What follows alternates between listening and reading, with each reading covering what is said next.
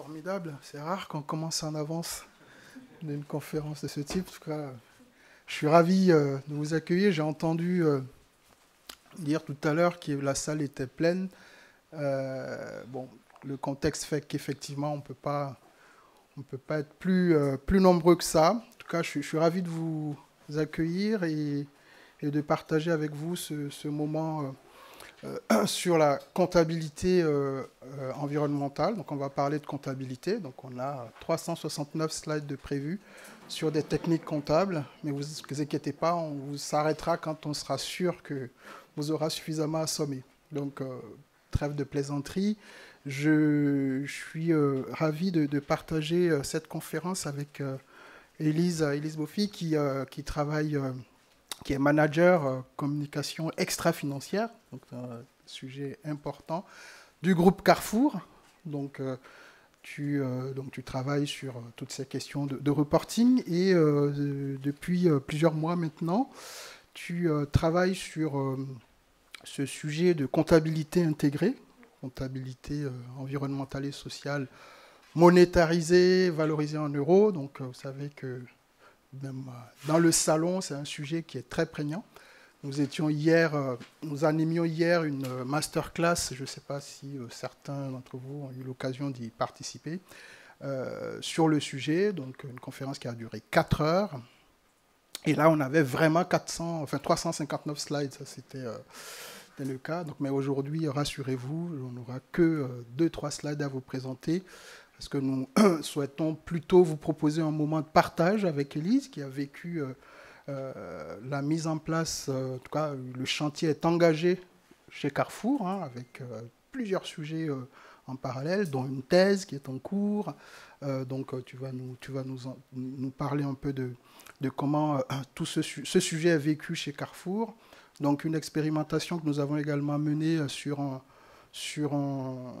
magasin de Carrefour, et plus particulièrement, Élise va vous donner son témoignage sur comment elle a vécu la mise en place du modèle CARE. Vous l'avez compris, on va parler d'un modèle particulier qui est le modèle CARE sur son magasin. Tu peux peut-être dire un mot d'introduction ? Alors, bonjour à tous.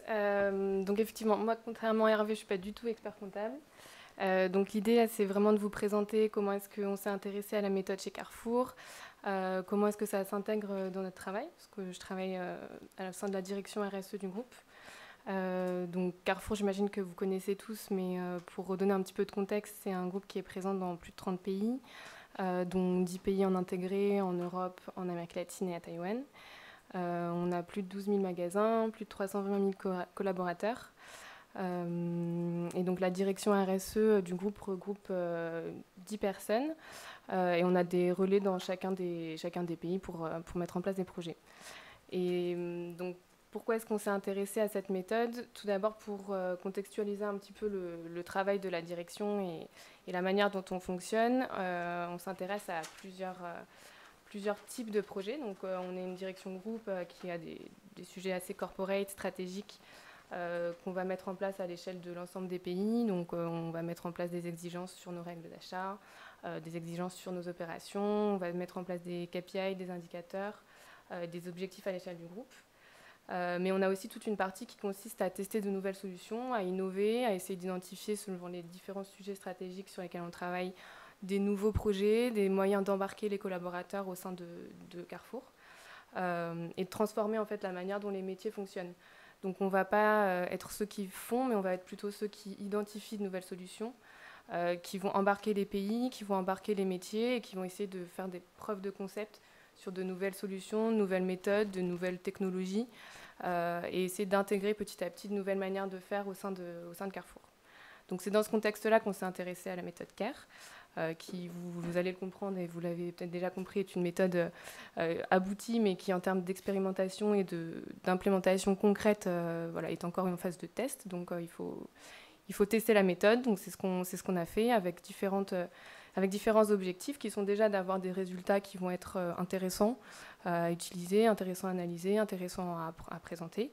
Mais aussi avec un objectif de rendre cette méthode appropriable par les équipes, de tirer des leçons des différentes expérimentations qu'on va pouvoir mettre en œuvre pour que les équipes et les métiers avec lesquels on travaille comprennent l'intérêt, puissent s'en saisir et que petit à petit on puisse aller vers une réplicabilité de la méthode et pas juste un projet test dans un coin pour faire joli.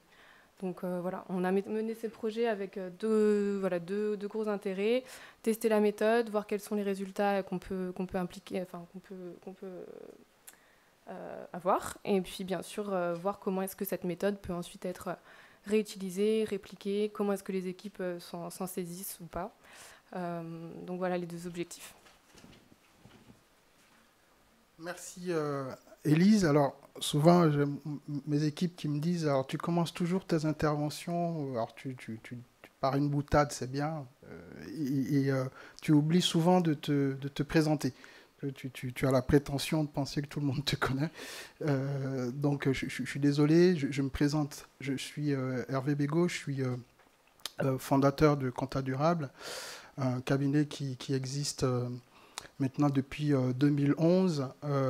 Donc, on a eu plusieurs vies. Une première vie qui a été justement, ce que disait Élise, hein, de travailler à la consolidation de la méthode CARE aux côtés des chercheurs, donc, dont le premier qui a initié, imaginé, conceptualisé la méthode s'appelle Jacques Richard de l'Université Paris-Dauphine, et ensuite Alexandre Rambaud qui a fait une thèse, qui a été l'élève de Jacques Richard, qui a réellement apporté du concret, de la pertinence, non pas que ce que disait Jacques Richard ne l'était pas, simplement voilà, il fallait rapprocher de plus en plus ce sujet des entreprises et des acteurs, hein, des managers que vous êtes. Ensuite, Compta Durable a participé aussi à des travaux de thèse, on a financé plusieurs thèses, et aujourd'hui, pour vous dire la méthode CARE, donc dans le logo qu'on a proposé pour commencer à bien distinguer ce qu'est la méthode CARE de d'autres méthodologies, parce que même ici, ProDurable, beaucoup vont vous parler de comptabilité triple capital, comptabilité multicapitaux. Alors, c'est des méthodologies très bien. La question n'est pas de savoir quelle est la meilleure méthodologie. Simplement, nous, quand on parle de CARE, c'est quelque chose de très concret, très précis, qu'il faut bien distinguer d'autres méthodologies qui ont leur approche très, très intéressante, mais qui ne sont pas toujours CARE. Donc, pour éviter de mélanger les sujets, les concepts, on a proposé ce logo qui va bientôt être diffusé pour être sûr de... Quand vous voyez ce logo, vous êtes sûr qu'on est en train de parler de nous, de la méthode CARE et de son écosystème. Donc, comme Élise le disait, CARE, c'est un chantier. C'est tout sauf une espèce de... Enfin, je le dis comme ça, sauf une méthode de calcul de coût, de performance globale, comme on dit souvent, avec des tableurs et des graphes, vous savez, graphiques et des camemberts qui sortent des chiffres extrêmement pertinents sans doute. CARE, c'est pas ça. CARE, c'est véritablement un changement de système comptable. Donc, on est en train de rentrer au cœur du réacteur, c'est-à-dire que c'est quoi la norme comptable de demain, c'est quoi la norme comptable qui va intégrer le pilotage pertinent en utilisant la rigueur des comptables, des experts comptables, pour mieux présenter les enjeux du développement durable dans les comptes. CARE, c'est un écosystème. Donc, vous l'avez compris, ce n'est pas qu'une histoire de comptables et de mathématiciens, même si c'est très important de les avoir, mais c'est aussi des écologues, c'est aussi des spécialistes de la biodiversité, c'est aussi des ergonomes, c'est aussi des spécialistes de la santé, c'est des spécialistes des risques psychosociaux. Donc c'est vraiment un écosystème large qui permet de co-construire ce modèle de comptabilité environnementale et sociale. Donc qui n'est pas un modèle, comme le dit justement Élise, qui n'est pas un modèle abouti, puisque vous l'avez compris, le sujet est vaste, complexe, mais avec quand même derrière des sujets de fond qui ont déjà été traités par de nombreux chercheurs. J'en ai cité quelques-uns tout à l'heure. Et donc, dernier point que je voulais vous souligner sur Scale Model Care et son écosystème, c'est cette chaire en comptabilité, 2 points, pardon, pour ensuite redonner la parole à Élise. On a lancé en septembre 2019 une chaire avec 3 universités. Donc, l'école qui porte la chaire, c'est AgroParisTech, et en partenariat avec l'université Paris-Dauphine et l'université de Reims, Champagne-Ardenne.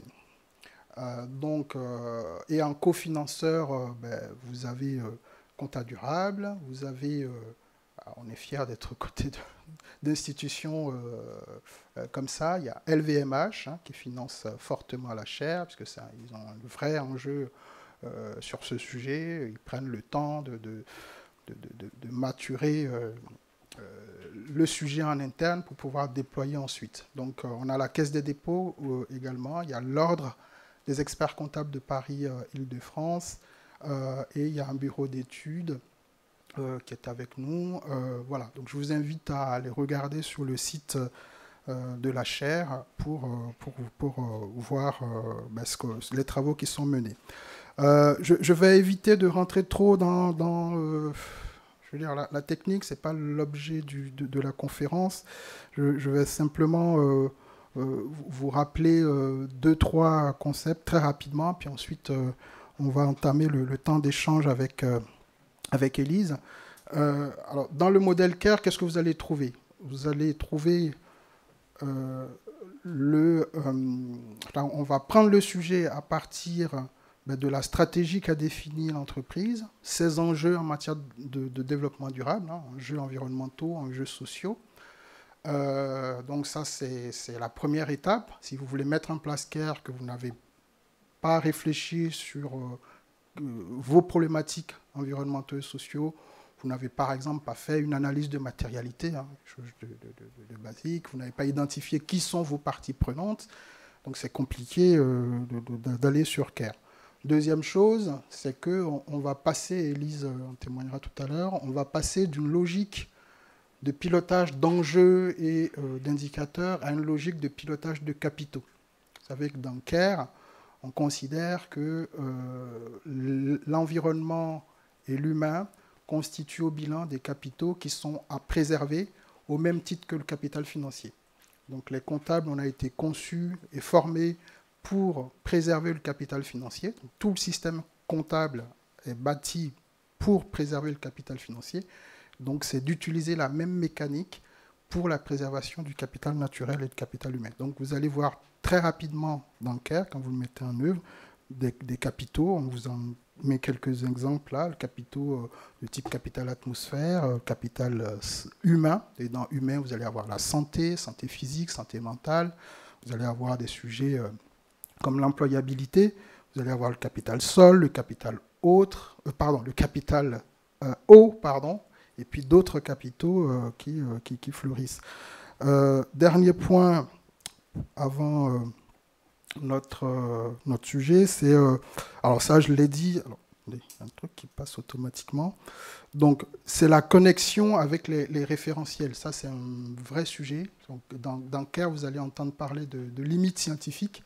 Qu'est-ce qu'il y a derrière ce terme? C'est que quand une entreprise nous dit voilà ce que je fais en RSE, voilà mes enjeux, donc on a besoin, nous, de justificatifs, on a besoin de pertinence, on a besoin d'apprécier ce que vous nous dites. Donc, et presque d'aller vers une forme d'opposabilité à ce que vous mettez dans les comptes. Parce que les comptes, pour nous, c'est sérieux, surtout quand on est expert comptable, qu'on a une responsabilité sur des chiffres qu'on vous aide à publier. Donc, n'oubliez plus que l'expert comptable, c'est une profession réglementée. Donc, on n'est pas une agence de communication. Et donc, c'est très important pour nous que tout ce que vous nous dites soit justifié. Donc, vous le justifiez comment? On vous donne des exemples. Nous, ce qu'on ira chercher, c'est ce qu'il y a une thèse scientifique sur ce que vous nous dites. Donc, est-ce que, par exemple, vous avez fait un bilan carbone dans les règles prévues par telle ou telle norme? Est-ce que vous êtes aligné, par exemple, aux Science-Based Targets, qui sont derrière, c'est des scientifiques. Donc, à chaque fois, sur les sujets que vous nous présentez, qu'il y a une justification scientifique, on ira la chercher. Donc, c'est celle-là qui va nous donner la robustesse nécessaires pour ensuite aller vers le chiffrage, la valorisation dans les comptes. Je m'arrête là-dessus. Et pour laisser la parole à Élise et pour avoir ce temps d'échange avec toi, si vous voulez découvrir le Model Care, sachez d'abord qu'il y a cette chaire et Alexandre propose régulièrement des webinaires, des séminaires, donc n'hésitez pas à vous y inscrire, c'est gratuit. Et puis nous lançons, et je vois Céline qui est dans la salle, qui est notre trésorière, Céline Lecomte, nous lançons une association qui s'appelle le Cercle des comptables environnementaux et sociaux. Donc vous l'avez compris, il y aura des comptables, il y aura des auditeurs, mais aussi vous, des experts divers et variés sur différents sujets, à condition d'être vraiment dans le sens de cette logique de co-construction de cette norme comptable CARE. Voilà, Élise, je te propose de passer sur le temps d'échange et peut-être tout de suite te laisser la parole sur une première question sur comment ce sujet, alors tu l'as un peu exprimé tout à l'heure, ce sujet est arrivé sur la table, par quel biais et quel a été le cheminement jusqu'à la mise en œuvre. Merci. Oui, alors donc on passera aux questions un peu plus techniques après, je suis sûre que tu en as plein. Mais je vais commencer par vous expliquer un petit peu comment on est venu à penser à cette méthode. Donc, pour donner un petit peu d'historique, donc Carrefour a lancé un plan de transformation en 2018, donc plan de transformation qui a été initié par Alexandre Bompard, le PDG, et qui a donné l'ambition à la boîte de devenir leader de la transition alimentaire. Donc l'idée derrière cette ambition, c'est que Carrefour souhaite proposer à l'ensemble de ses clients des produits de qualité, donc de qualité pour l'environnement, pour la santé de ses clients, mais également pour l'ensemble des parties prenantes qui sont dans la chaîne de production, et ce à un prix accessible pour tous. Donc cette ambition a été lancée en 2018 et est devenue la raison d'être du groupe en 2019. Donc c'est un axe très fort de la stratégie et un axe auquel nous, au sein de la direction RSE, on participe fortement. Et donc dans ce cadre-là, quand on dit leader de la transition alimentaire, on n'a pas pour ambition d'être meilleur que tout le monde et d'avancer tout seul. Au contraire, l'idée c'est d'embarquer l'ensemble des maillons de la chaîne, d'embarquer les clients, d'embarquer les fournisseurs et tous ensemble de transformer le modèle de production alimentaire pour arriver à un modèle plus durable. Donc dans ce cadre-là, on a lancé un comité d'orientation alimentaire.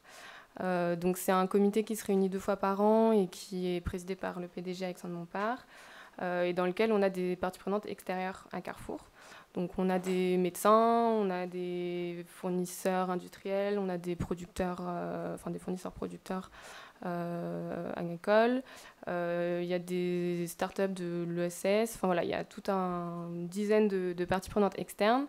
Et l'objectif de ce comité, c'est vraiment de challenger la stratégie de Carrefour pour avancer et devenir leader de la transition alimentaire et mettre en place des projets sur recommandation de ces parties prenantes-là. Donc dans le cadre de ce projet, dans le cadre de ce comité, il y a une réflexion qui a été lancée sur le coût complet de l'alimentation, c'est-à-dire comment déjà mesurer, mais aussi être pédagogue et permettre de partager avec les clients, avec les fournisseurs, l'impact au-delà du coût économique du produit, mais aussi l'impact environnemental et social. Donc dans ce cadre-là, il y a une des personnes du comité qui avait déjà expérimenté cette méthode sur des fermes en agroécologie, qui nous a parlé du modèle CARE et qui nous a dit que il y a des expérimentations qui existaient sur des fermes agricoles.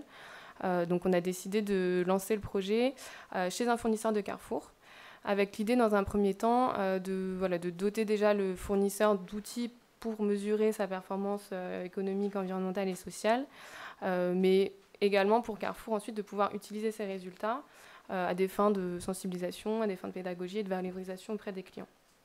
Donc on s'est entouré d'un expert de la comptabilité Triple Capital en mission et du soutien d'une association d'agroécologie. Et on a mené cette mission chez un fournisseur, donc on a eu des résultats intéressants. On a comparé des carottes conventionnelles avec des carottes bio. Et on s'est rendu compte effectivement que quand on prend en compte les différents capitaux, notamment les capitaux environnementaux, les 2 produits se rééquilibrent et donc on a effectivement une plus-value sur la carotte bio parce que le coût environnemental est plus faible. Donc les premiers résultats ont été encourageants. Donc, on s'est focalisé pour l'instant sur des capitaux qui sont assez simples à mesurer. Donc il y a encore une marge de progrès pour prendre en compte encore plus de choses dans cette méthode. Et donc, fort de ce succès, on a continué à réfléchir sur la question et on a organisé notamment un panel parties prenantes pour essayer de construire une vision autour de ce modèle-là, de la comptabilité triple capital, du fait de pouvoir prendre en compte dans la comptabilité des entreprises les capitaux environnementaux et sociaux. Et on a organisé toute une réflexion pour essayer de voir quels peuvent être les leviers pour imaginer un changement d'échelle de cette méthode. À plus long terme, quelles seraient les prochaines étapes collectivement pour faire avancer la méthode. Et puis on s'est dit, bon, bah, c'est bien de le faire chez les fournisseurs, mais on va peut-être le faire aussi chez nous. Donc le projet qui en a suivi et qu'on a mené avec Compta Durable, c'est donc la mise en place de cette comptabilité sur un magasin. Donc on a trouvé un magasin en Normandie, un supermarché qu'on a choisi pour mettre en place le projet. Et de là est né ce projet avec pour ambition de mettre en place la comptabilité. C'est un modèle totalement différent parce qu'en fonction des secteurs, quand on applique la méthode, on se rend compte que ça n'a rien à voir parce que quand on regarde un fournisseur, on va s'intéresser à des capitaux propres à l'agriculture. Quand on est sur un magasin, c'est pas du tout les mêmes sujets qu'on va traiter. Donc la méthode, il faut aussi la répliquer et, à partir d'une théorie comptable que Compta Durable maîtrisait très bien, il fallait que nous, on puisse le concrétiser en des étapes simples à comprendre aussi pour les équipes et puis concrètes. Donc on s'est entouré des conseils de Compta Durable et puis on a lancé le projet avec le magasin. Justement, parce que on a le même micro, essayer de... Justement, tu parlais, vous avez pris cette décision de lancer le projet sur un magasin. Peut-être un point sur lequel je voulais insister, et ce qui nous a beaucoup plu chez Carrefour, c'est que j'étais jamais intervenu devant un comité de direction d'un groupe de cette taille-là. Donc quand on se retrouve avec Monsieur Bompard et du côté de Danone, Emmanuel Faber a parlé de comptabilité CARE, je suis avec l'une de tes responsables.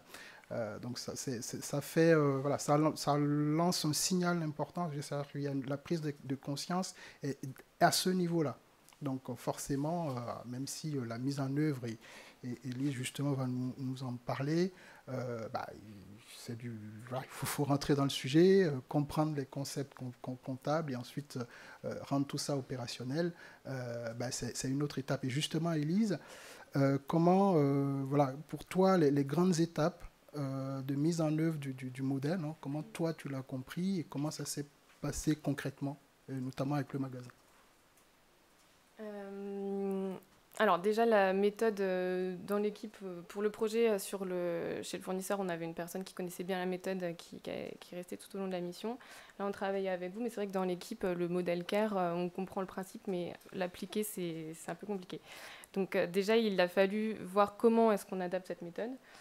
Concrètement, se dire que voilà, pour mesurer tel ou tel capitaux, il va falloir qu'on aille récupérer tel ou tel KPI, qu'on s'intéresse à tel ou tel sujet avec différentes parties prenantes. Il fallait déjà une phase de passer en fait de cette méthode très théorique à un plan d'action un peu plus concret. Et ensuite, le point qui était essentiel, c'est qu'on a besoin du magasin pour le faire. Donc, il faut que les équipes acceptent de nous consacrer du temps, que les équipes comprennent l'intérêt de la méthode et soient embarquées dans le projet. Donc on a été faire un petit tour en Normandie, on a rencontré les équipes, on a visité le magasin pour voir concrètement quelles étaient les potentielles pistes d'amélioration d'un point de vue environnemental, d'un point de vue social. On a discuté avec les salariés, etc. Et donc on a petit à petit réussi à embarquer les équipes, à adapter aussi nos plans d'action et on a pu lancer le projet.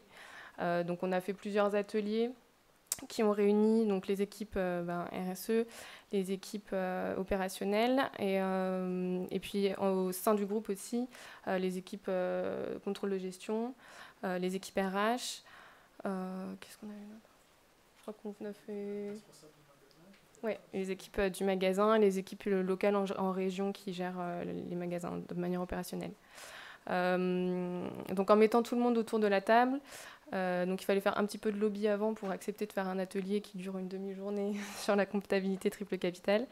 Mais en fait, une fois que tout le monde est dans le projet, ça allait assez vite pour identifier les différents les différents capitaux sur lesquels on allait travailler. Et ensuite, de manière assez concrète, quand on choisit les sujets qu'on veut intégrer dans la comptabilité, donc par exemple d'un point de vue environnemental, on va travailler sur les émissions de gaz à effet de serre du magasin. D'un point de vue social, on va travailler sur la santé au travail des salariés, ce genre de sujet. Donc il faut définir ces sujets-là et ensuite définir la manière dont on va le suivre. Donc on a défini pour chacun des sujets qu'on voulait suivre les KPI qu'on souhaiterait avoir. On s'est rendu compte qu'il y avait des indicateurs qui étaient faciles à obtenir, d'autres pour lesquels il fallait mettre en place un plan d'action un peu plus long terme, et puis d'autres qu'on a même carrément décidé de traiter dans un second temps parce que c'est des KPI, enfin c'est des indicateurs qu'on n'a pas l'habitude de mesurer et qui ne font pas forcément sens de mesurer avec un chiffre un peu au hasard. Donc si je parle biodiversité par exemple, il faut faire venir un écologue sur le magasin, il faut consulter les associations locales, donc il faut mettre en place une démarche qui permette de s'accorder à plusieurs sur l'indicateur qu'on veut suivre. Parce que ce n'est pas des indicateurs comme le CO2 qu'on a l'habitude de suivre de manière aussi systématique.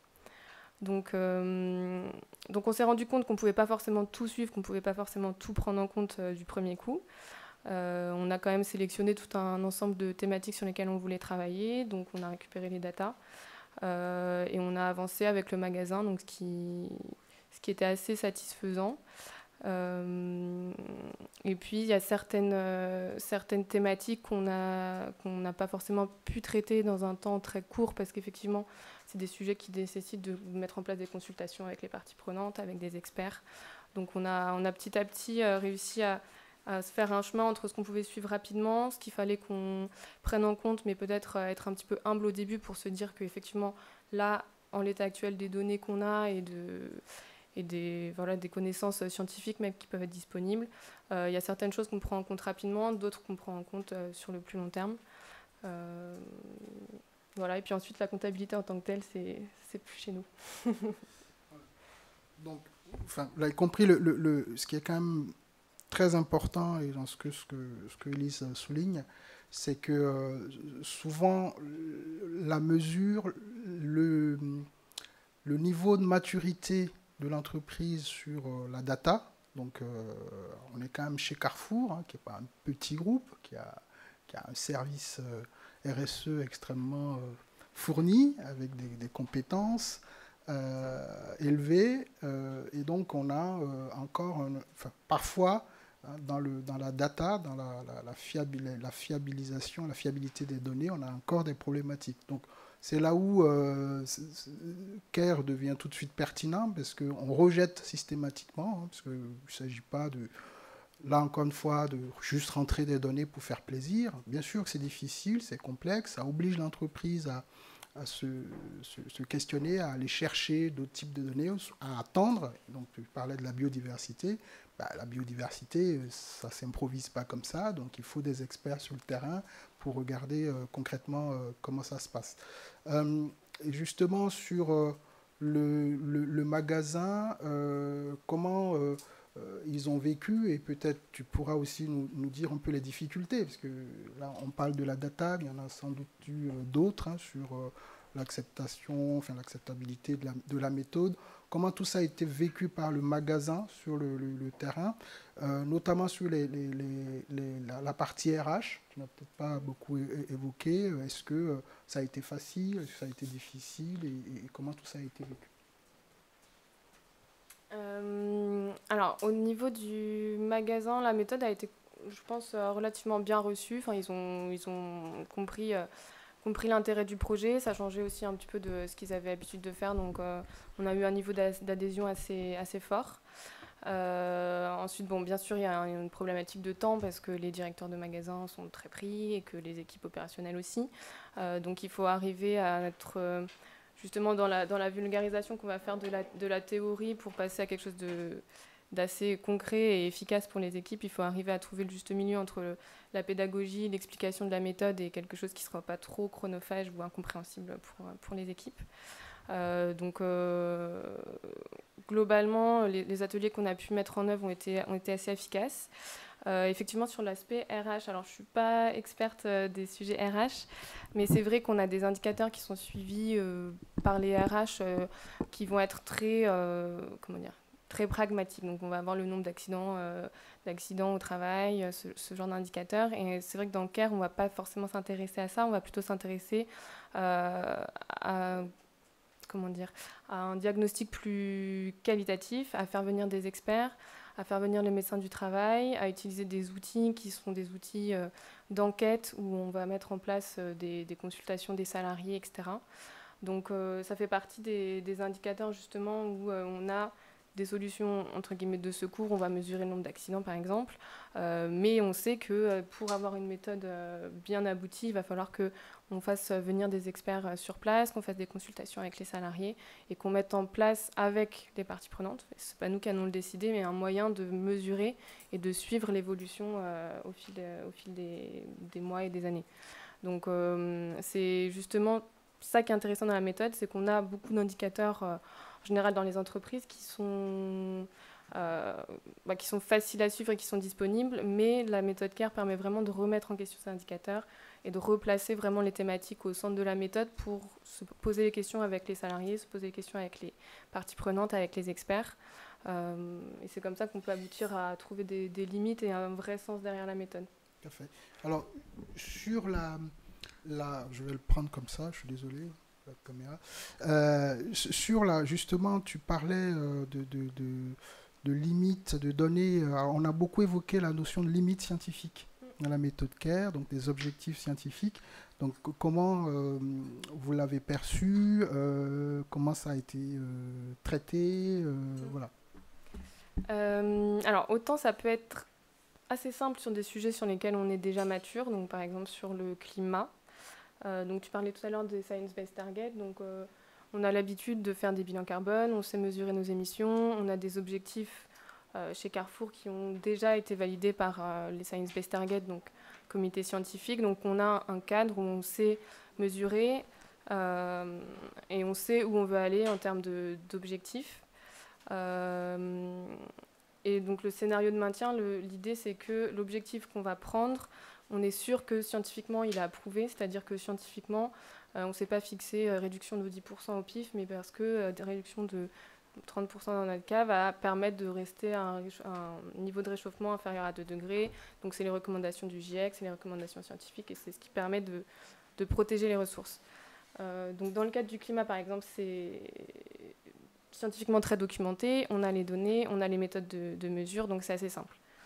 Par contre, pour d'autres capitaux, donc par exemple si on prend la biodiversité, on sait qu'on n'a pas un indicateur magique qui va nous permettre de dire quel est le niveau de biodiversité sur notre magasin ou autour et quelle est la limite qui va être acceptable pour les écosystèmes ou autres. Donc là, on rentre dans un sujet où on a moins de données, on a moins de connaissances scientifiques aussi, on n'a pas forcément de consensus scientifique.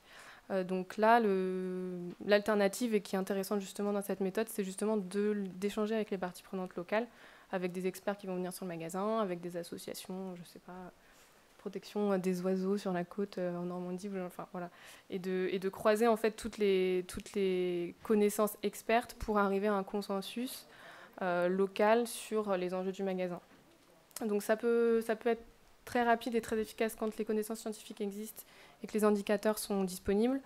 Ça peut être un peu plus long et du coup, mais aussi très intéressant quand ça n'existe pas parce qu'il faut consulter l'ensemble des acteurs du problème.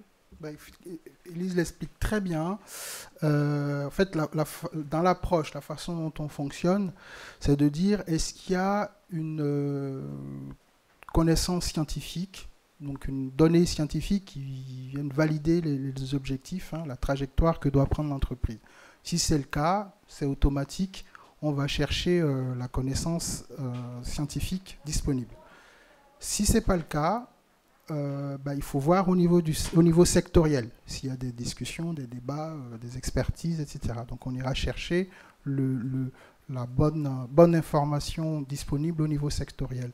Si on n'a rien de tout ça, le minimum qu'on puisse demander à l'entreprise, ben, c'est d'avoir une discussion avec ses parties prenantes, un certain nombre d'experts, pour arriver à un consensus. Et donc, on va partir fonctionner avec ce consensus. Par contre, en toute transparence. Hein, donc, dans la méthodologie, on va expliquer que, ben, en l'absence de données scientifiques claires disponibles, ben, on part avec le consensus qui est né de cette concertation avec les parties prenantes. Précision sur la notion de partie prenante. Ensuite, je vais vous laisser poser des questions à Élise ou à moi-même. Ce qu'on entend par partie prenante dans le modèle CARE, ça va un peu plus loin que l'identification de simples parties prenantes intéressées par l'entreprise d'une façon ou d'une autre. Derrière, on parle parfois, d'ailleurs, dans la méthode, de porte-parole de capitaux. Donc, c'est-à-dire qu'on va chercher l'expertise derrière la partie prenante. C'est-à-dire qu'il faut une partie prenante capable de juger réellement de la qualité des informations produites. Donc, quand ils ne l'ont pas, il faut aller chercher l'expert capable de le dire. Si on n'a rien de tout ça, il faut arriver à un consensus, un débat entre les différents acteurs autour de l'entreprise. Donc voilà, écoutez, on a une quinzaine de minutes pour initier un débat avec la salle. Donc voilà, une première. Essayez de peut-être vous présenter et parler un peu fort, puisqu'on n'a pas de micro. Bonjour, merci pour votre présentation. Donc, je suis Aurore Friès, je suis responsable d'un programme qui s'appelle Responsible Cap, qui est le programme RSE du secteur de la chimie. Vous avez dit en introduction que vous étiez sur une transformation culturelle, vous passiez de la culture des KPI à la culture de la gestion du capital. J'ai très bien entendu la construction du consensus collectif, de l'embarquement de tout le monde autour des KPI, de se mettre d'accord sur le périmètre, le scope qu'allait embarquer tout le monde dans le magasin. Et après, je reste un peu sur ma faim et maintenant qu'on a les KPI, comment est-ce qu'on transforme vers la culture du capital, justement. Donc au-delà du juste KPI, entre guillemets, comment est-ce qu'on shift sur cet aspect de gestion, de préservation, et puis peut-être de monétarisation, est-ce qu'on arrive à parler en euros? Élise, tu veux répondre? Je te laisserai compléter, c'était plus expert, mais pour moi, on va identifier des indicateurs qui vont nous permettre de faire la comptabilité en fait. Mais ensuite, l'outil qui sera utilisé par le magasin, c'est vraiment la comptabilité en elle-même, où on a un capital économique au même niveau qu'un capital environnemental et social. Donc, dans la construction de la comptabilité, on va chercher quand même à mesurer. On va avoir des indicateurs, mais dans une logique d'intégrer l'ensemble des capitaux et pas de regarder un indicateur face à un autre, plutôt d'avoir tous les indicateurs intégrés dans la comptabilité. On a la notion de... quand on a juste un indicateur qu'on va suivre une évolution de performance, ce qui est retrouvé en général dans le reporting de l'entreprise, ici on a vraiment la notion de seuil de maintien qui permet d'utiliser l'indicateur comme pour maintenir ce capital au regard de des limites de la nature. Bon, je ne sais pas si c'est très clair. Mais par exemple, est-ce que, je vais essayer d'être très basique, je vais vulgariser ma question, mais vous avez un gain de gaz à effet de serre, vous avez un gain en taux d'absentéisme, vous avez un gain en bien-être des salariés, etc. Est-ce que vous arrivez à transformer ce gain qui va être en tonnes carbone en gain économique pour pouvoir parler finalement aux chefs d'entreprise? Alors en fait, ce qu'on va faire, c'est que par exemple sur le carbone, on sait que si par exemple, on veut se fixer comme objectif d'être neutre en carbone sur le magasin, on va comptabiliser dans la comptabilité tous les investissements que le magasin met en place pour atteindre cet objectif.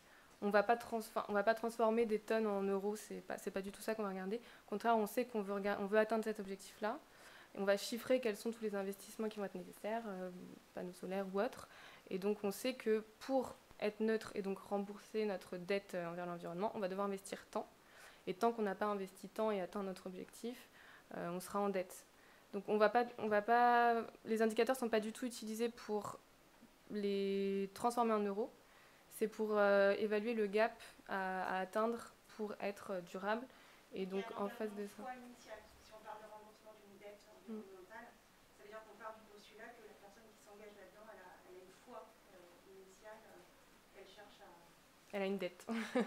Forcément, et ça fait un petit peu peur au début d'ailleurs. Ceux qui ne sont pas conscients de ça et qui ne sont pas conscients de leur dette et qui raisonnent encore justement en lien, on va dire, qu'on peut encore fait ce shift culturel vers la prise de conscience et qu'on a besoin, on leur parle en euros pour amorcer la démarche. Peut-être qu'après la révélation viendra après. Mais du coup, je me demandais si Gab pouvait m'aider un peu.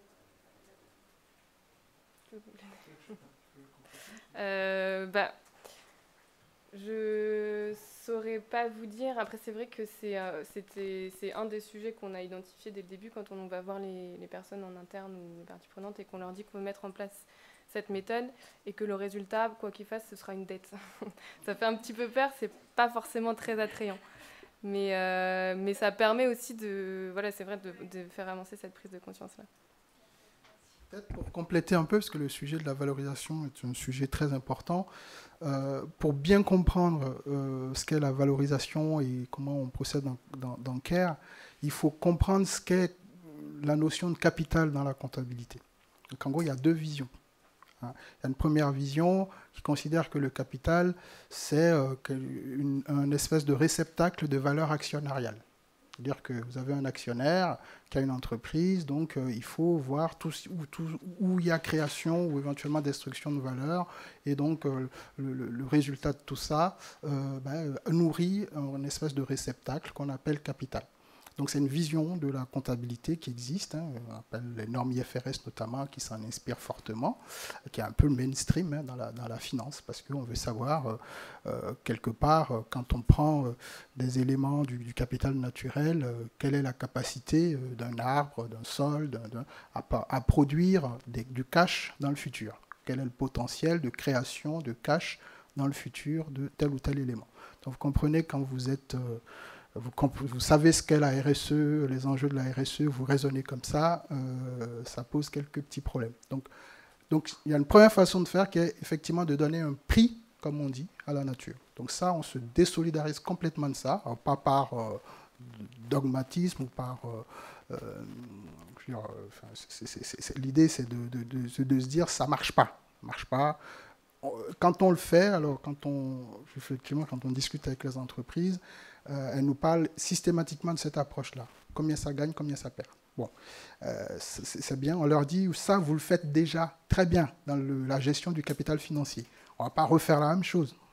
Donc on sort de ça et on se dit, voilà, le capital financier, vous essayez de le préserver coûte que coûte, voire vous essayez de voir dans quelle mesure ce capital s'enrichit d'année en année.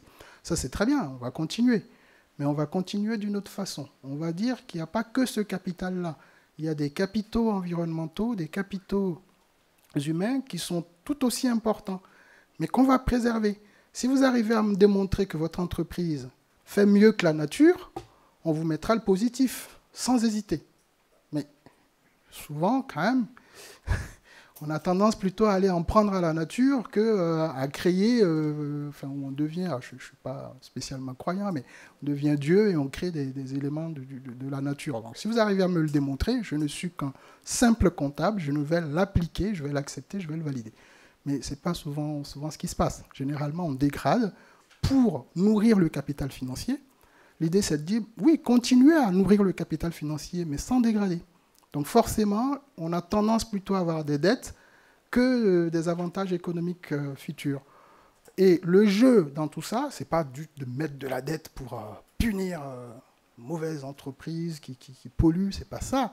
C'est de dire, il faut transformer votre modèle pour avoir le moins de dettes possible. Gagner autant d'argent que vous voulez, mais limiter la dégradation du capital naturel, du capital humain.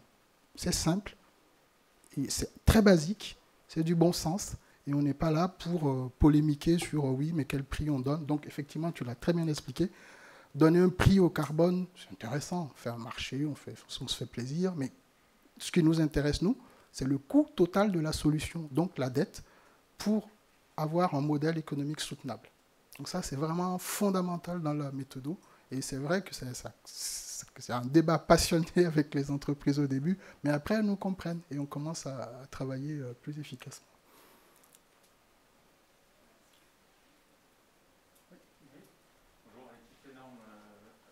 cabinet de conseil pour les directions financières. Merci beaucoup pour la présentation. Ma question porte sur l'expérimentation au sein des magasins en Normand.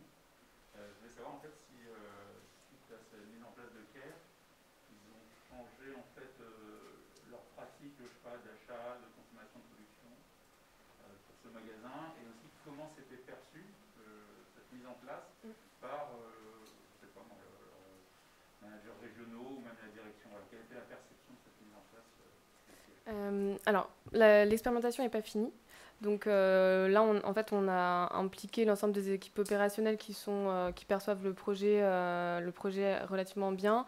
On a mesuré une partie des capitaux et il faut en fait se mettre d'accord sur... en fait, une fois qu'on a les capitaux sur lesquels on travaille, le niveau de maintien qu'on souhaite atteindre, il faut se mettre d'accord sur la route pour y arriver.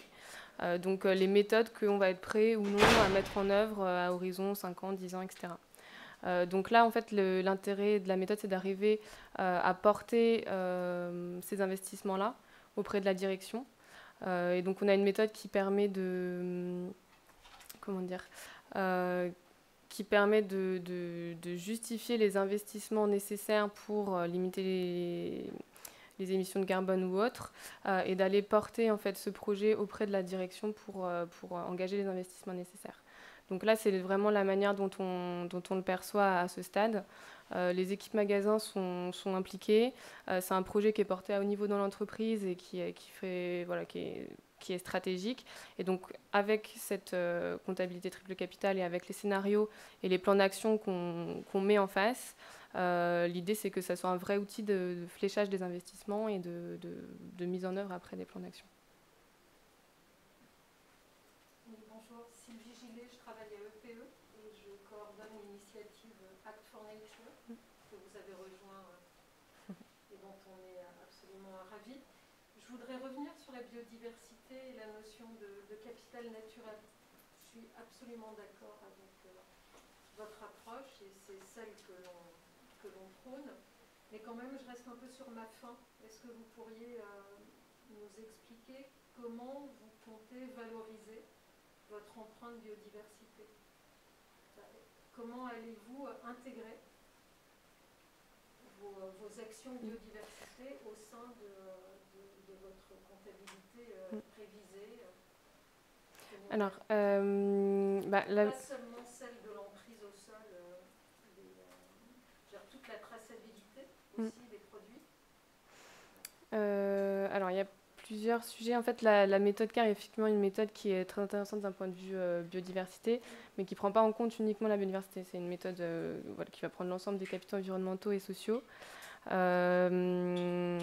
Et comme je le disais, actuellement, on n'a pas encore intégré comme on le voudrait la biodiversité, parce qu'il faut qu'on concerte davantage avec des écologues, etc., au niveau local, pour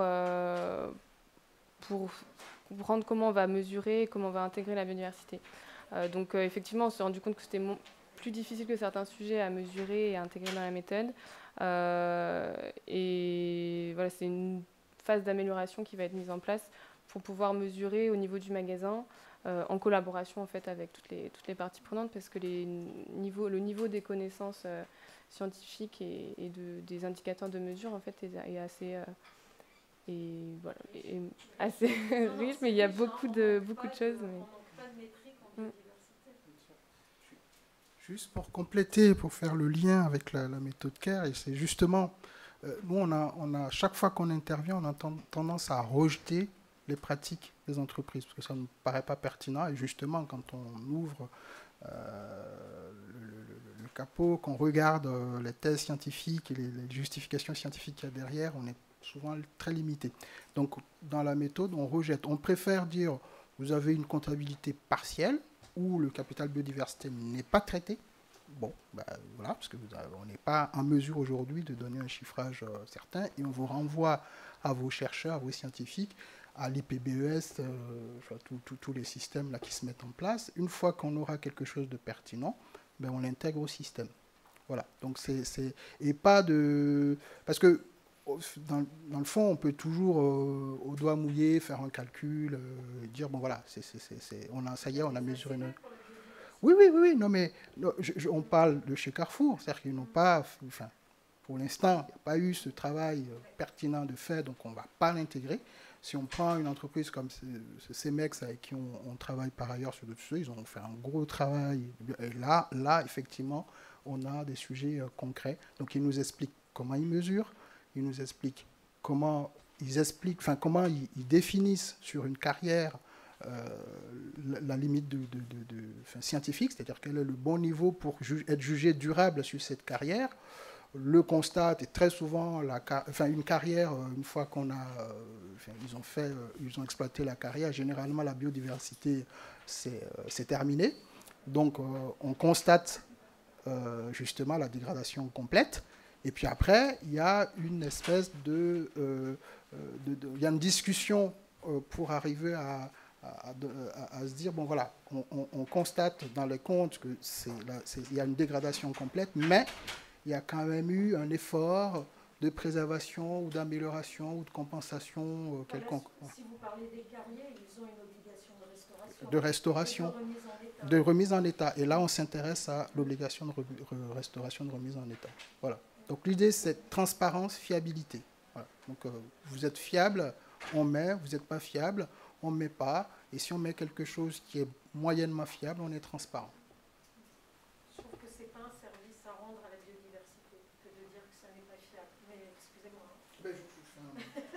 Je ne sais pas. Alors là, je sais pas quoi vous dire là-dessus. Je ne sais pas ce qui est...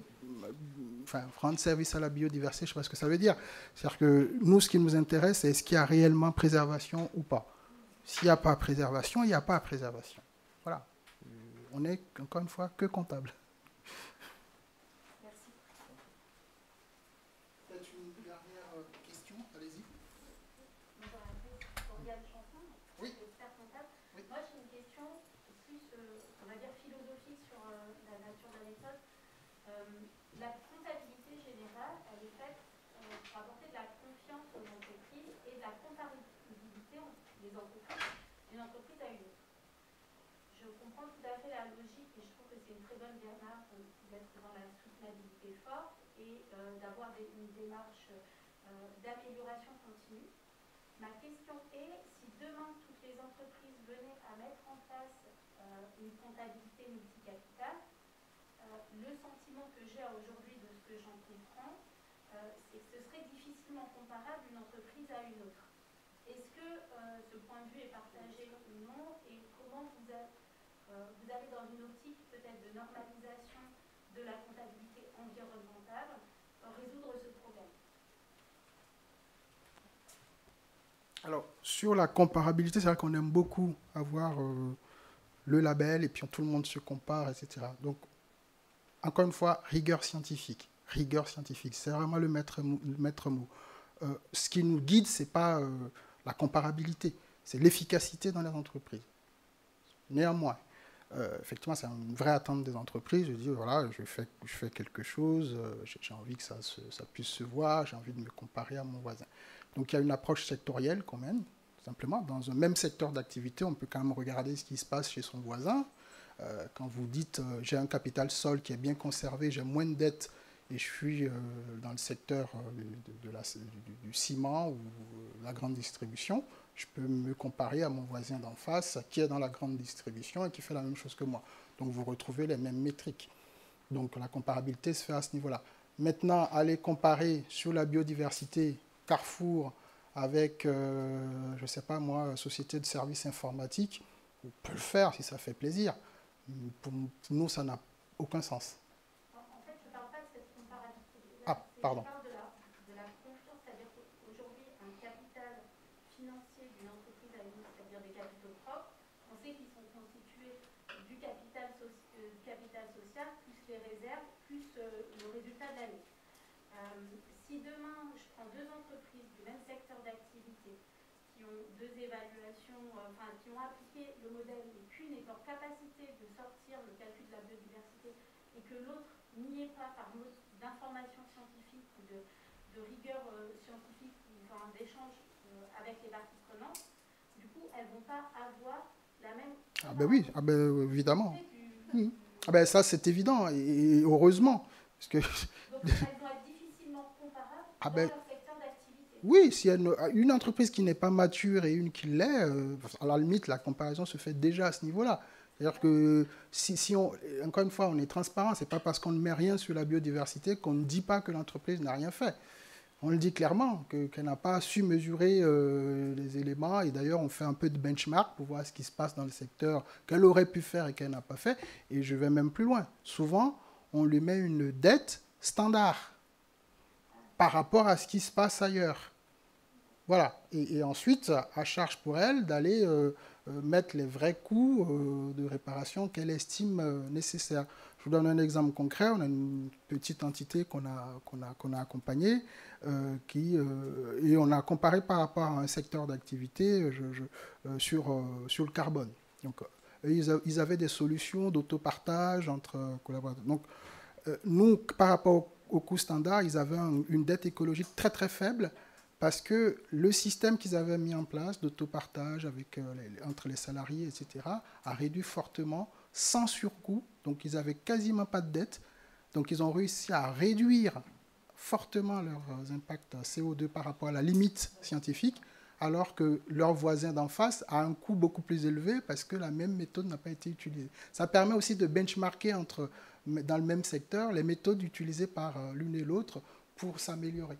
Ça veut dire que comptablement, il y a quand même des dettes standards, ou en tout cas des optimums à avoir en termes de préservation ou soutenabilité de la biodiversité. Oui, c'est la logique. On ne l'a pas sur toutes les pollutions, mais effectivement, on se chemine vers ça. C'est calculé scientifiquement, ou en tout cas, c'est des données qui existent, ou c'est la méthode qui les a recalculées, ou c'est les travaux de thèse de recherche. Je te redonne, toi, je se connais bien, je te redonne le process scientifique si ça existe. Pas scientifique, secteur. S'il n'y a rien dans le secteur d'activité, consensus avec les parties prenantes. Voilà. S'il n'y a pas de consensus, il n'y a pas d'aide standard. Il y a au moins le consensus avec les parties prenantes, on partira de ça. Et puis le développement durable, ce n'est pas une science exacte aujourd'hui, tout ça évolue, et évidemment la comptabilité évoluera avec. Vous avez travaillé sur les aides standards avec le secteur de la chimie? Alors, on me doit faire des grands signes, c'est terminé, je suis désolé, on pourra poursuivre hors cadre. Merci en tout cas de votre participation.